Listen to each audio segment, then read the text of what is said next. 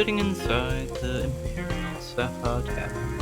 Friday night, wind and rain howl against the glass entrance doors. I ain't going home for quite some time. Milo, pour me another, said Game Beacon Master, the councilman. He was the overseer of the entirety of the Nexus city, and the owner of this humble little bar. Understood, sir. Here you are, said Milo, as he continued to pour Game Master an old-fashioned.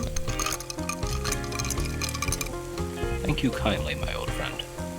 Go ahead and close up for the night, for I highly doubt anybody would come into the bar at this hour of the night. For I will be in my office if you need me, Game Master said before taking the drink and heading up a spiral staircase.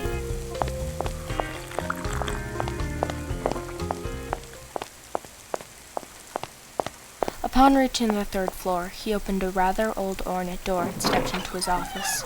A vast window behind his desk would show a scene of neon colors and flying cars, a world of concrete and metal, skyscrapers as high as the eye could see, the storm making it darker than it usually is.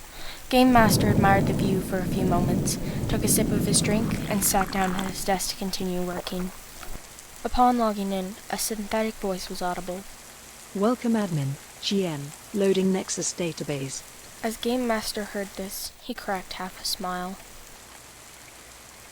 It is a pleasure to see you're still operational, Amy. Thank you.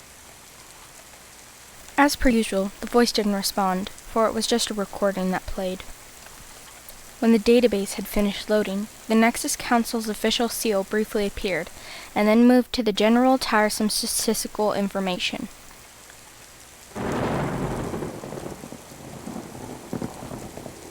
Game Master moved over to the security cameras around the city, after checking some previous work, showing more neon lights, vehicles, and the occasional synthetic.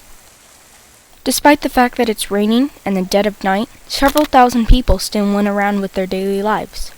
He eventually turned the camera back to the Imperial Sapphire and turned off the cameras. Connection terminated, said Amy. Game Master smiled, finished his drink, and walked downstairs.